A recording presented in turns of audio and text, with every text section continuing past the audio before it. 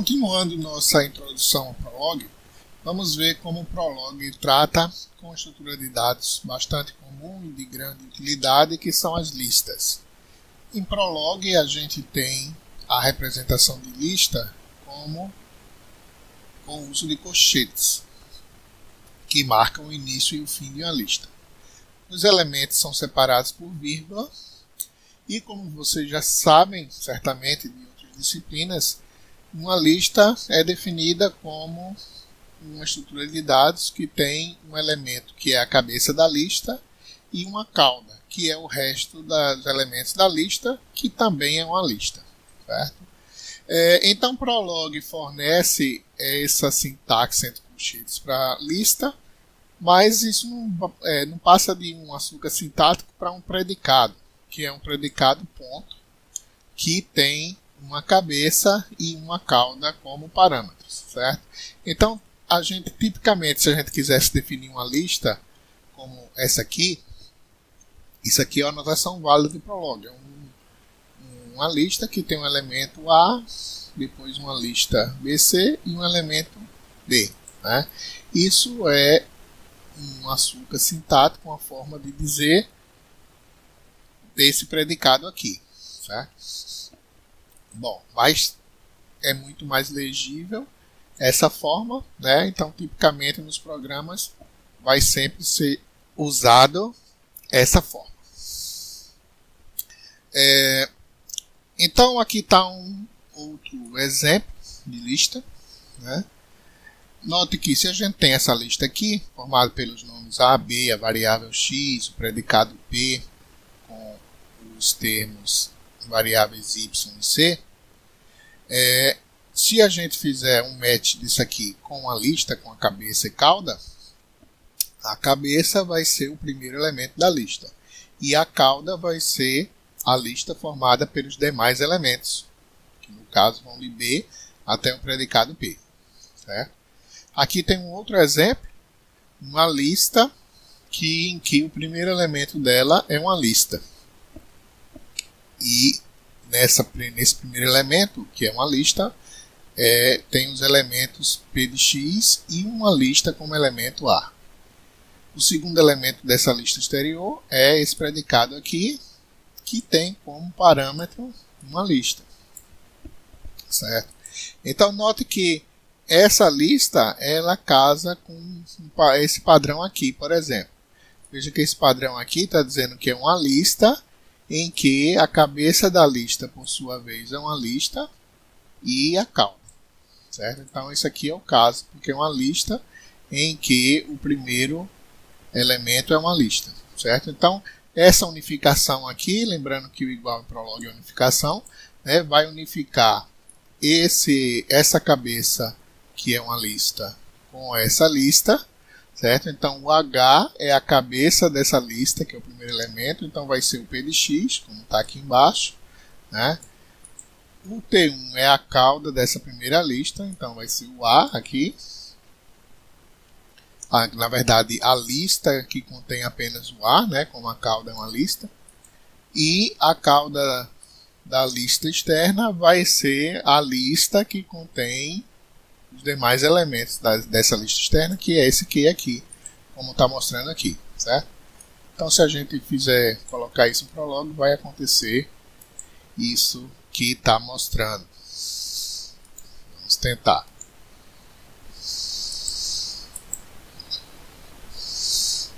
Bom, tá vendo? O H, que é a cabeça da lista interna, unificou com P de X. O T1 é a cauda da lista que é cabeça, ou seja, vai ser a lista que contém a lista A, e o T2 é uma variável que vai unificar com a cauda dessa lista externa, que é justamente o Q de BC, a lista contendo o Q de BC, melhor dizendo. Ok? Bom, a gente pode, então, usar a unificação com casamento de padrões, como a gente está vendo aqui, para definir funções sobre listas. Novamente a gente vai usar predicados para definir funções, né? Então aqui está um exemplo para definir a função membro. Quando é que algo é membro de uma lista?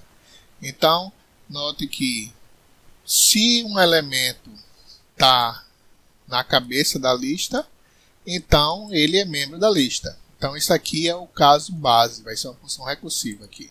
Então o caso base é o elemento está na cabeça da lista. E aqui a seguir tem o caso recursivo. Se não for o elemento não estiver na cabeça da lista, ele pode ser membro da lista se ele for membro da cauda da lista, certo? Então está aqui, ó, membro de x de uma lista YZ, se membro de XZ, certo?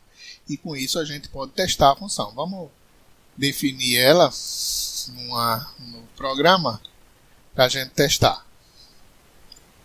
Então vamos aqui no nosso editor, vou criar um novo programa, vou chamar de list.pl, certo? Salvei, consulte, lists. Bom, aqui deu um warning. É interessante a gente ver por quê. Veja só, a nossa definição na linha 2, está vendo? O warning foi relativo à linha 2. A gente define aqui na cabeça da regra que o segundo termo é uma lista com cabeça Y e cauda Z. Sendo que a gente não está usando esse Y para nada. Veja que do lado de cá a gente só está usando o X e o Z, certo? Então a gente não precisa de uma variável com nome para esse Y, já que a gente não usa ele. Basta, a gente só precisa que ele exista aqui, que vai ser casado com Y, né? Então a gente pode substituir isso aqui pela variável anônima, que é o sublinhado, certo?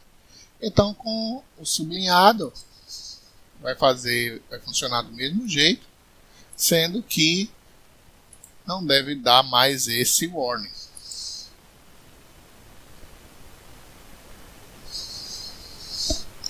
Deixa eu carregar de novo. Pronto. Tá vendo que não deu nenhum erro. Nem warning, né?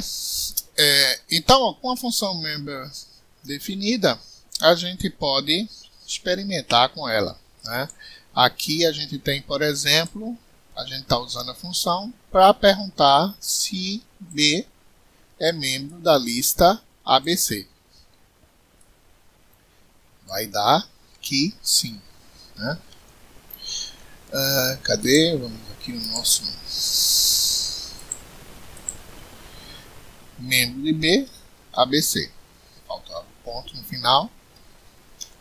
Sim, como esperar. Note que se a gente colocasse um elemento que não existe na lista, por exemplo, membro de ABC, vai dar falso. A gente também pode usar essa função para enumerar os membros da lista, passando um x, uma variável qualquer, né, para ser unificado aqui com esse termo, né? Então aqui nesse exemplo o Prolog vai enumerar todas as possíveis unificações de x que satisfazem que o x seja membro da lista. Então vamos fazer essa pergunta. Aqui,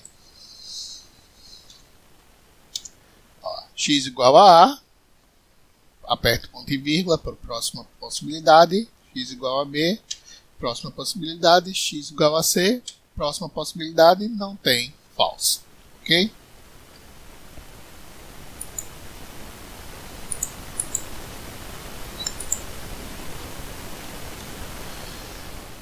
Bom, aqui outros exemplos de funções práticas para listas. Então aqui a gente tem uma função append. Vamos definir um predicado, na verdade, né, que vai representar uma função append.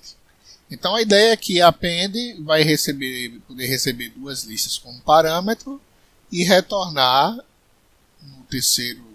na terceira posição aqui a concatenação dessas duas listas, ou seja, uma lista que é as duas primeiras concatenadas, certo? Então, como é que a gente pode definir essa função? A gente pode definir ela também recursivamente. Então, qual é o caso base? O caso base é quando a gente quer concatenar uma lista vazia com outra lista, certo? Então, se a gente vai concatenar uma lista vazia com outra lista, o resultado vai ser essa própria outra lista, certo? Então, esse vai poder ser o nosso caso base. Vamos colocar lá no nosso programa.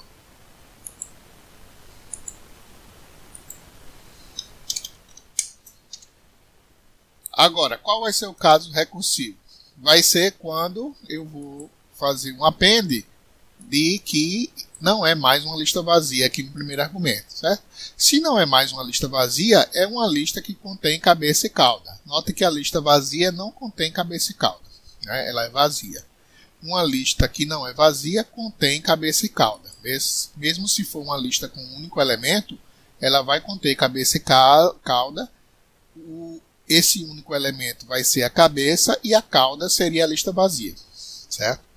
Então, como é o caso recursivo, a gente diz que, dado que a gente quer concatenar uma lista que não é vazia e tem cabeça X e cauda L1 com uma lista L2, o resultado vai ser uma lista tal que o primeiro elemento dela vai ser a cabeça dessa primeira lista e a cauda vai ser uma terceira lista que é o resultado de concatenar a cauda da primeira com a segunda, certo? Como está definido aqui.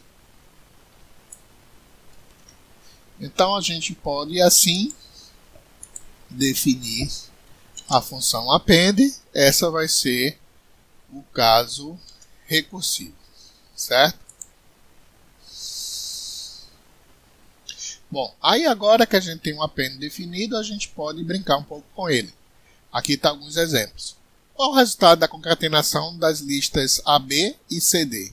Então basta a gente passar o append como primeira lista o AB, segunda lista o CD e o X, uma variável para a resposta, né? Então vamos fazer isso, né? Vou copiar aqui, vou lá no nosso interpretador, vou recarregar o programa de listas, já que eu fiz um novo predicado, append, né? Carreguei e agora eu posso fazer aquela consulta. Append AB, CD, X deve retornar que a unificação de X é a lista ABCD. Ok? Como esperado. Aí nota que a gente pode usar essa função, ou esse predicado, melhor dizendo, de outras formas. A gente pode usar eles, por exemplo, para enumerar quais são todas as possibilidades de listas que concatenadas fornecem a lista ABCD. E aí a gente vai ter Prolog instanciando todas as possibilidades aqui, né? Vamos ver.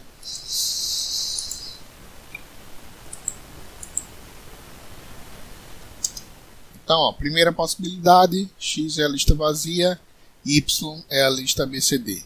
Segunda possibilidade, X é a lista com elemento A, Y é BCD. Próxima possibilidade, X é a lista B, Y é a lista CD. Próxima possibilidade, X é a lista BC, Y é a lista D. Próxima possibilidade, X é a lista ABCD, Y é a lista vazia, e aí acabaram-se as possibilidades. Ok? Bom, então tem alguns exercícios aqui para vocês praticarem e pensarem um pouco nessa questão de fazer predicados sob listas, tipicamente recursivos, né? Como a gente viu nos exemplos anteriores. Então, o primeiro desafio aí é usar o append, que a gente já definiu, para escrever uma regra que apaga os 3 últimos elementos de uma lista, que a gente vai chamar de L, produzindo uma lista L1. Certo? Então, vai ser um predicado, né, que vai receber uma lista L e produzir uma lista L1, onde essa lista L1 é a lista L tendo sido removidos seus últimos 3 elementos. O segundo exercício dessa sessão é para você fazer uma relação last, que recebe um item em uma lista, né, de tal maneira que esse item vai ser instanciado, né, como com o último elemento da lista. E aí tem duas formas, solicitado aí duas formas para você fazer. A primeira maneira, você fazer sem usar a função append, é o predicado append que a gente definiu. E a segunda maneira, usando esse predicado que a gente já definiu. Ok? Então, tentem fazer e pratiquem um pouco essa questão de listas, que é bem interessante. E